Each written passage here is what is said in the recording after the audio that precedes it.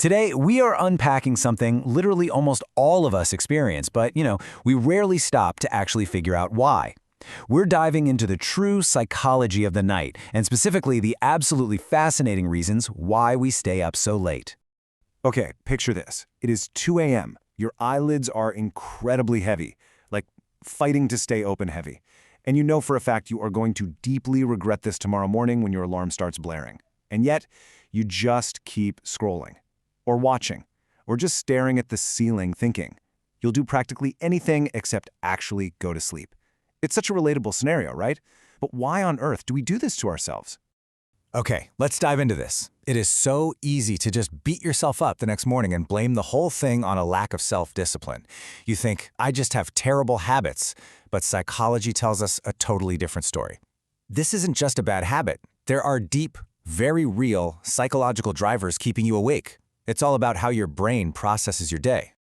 Think about your average day for a second. It almost entirely belongs to other people. It's loud, it's demanding, and it's totally consumed by work, school, family, the whole shebang. But the night belongs to you.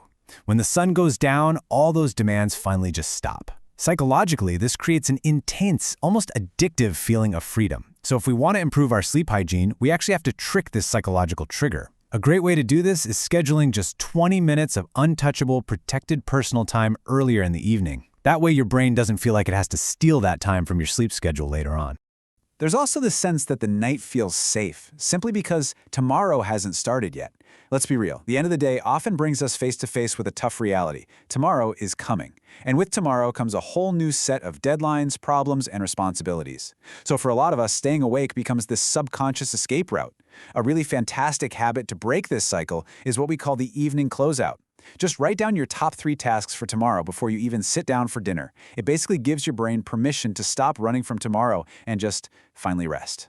Then there's the noise factor. During the day, external noise totally drowns out your internal thoughts. You're constantly dealing with text messages, conversations, tasks. It's a lot.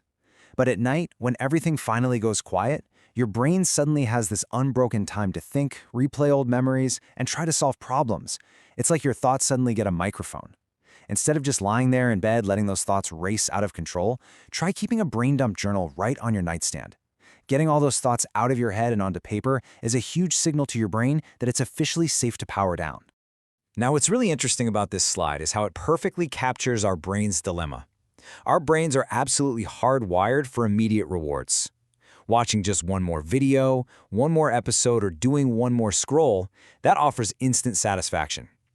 Meanwhile, the reward of feeling completely rested, well, that won't actually arrive until tomorrow. Psychologically, those immediate rewards are incredibly hard to resist. To win this battle, you've got to separate yourself from the immediate temptation. Try keeping your phone charger all the way across the room and replace that screen time with a low dopamine activity.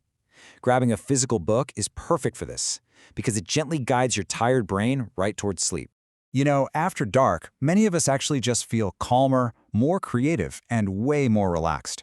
Without constant interruptions and social demands pulling at you, you can think more clearly, and you just feel more comfortable in your own skin.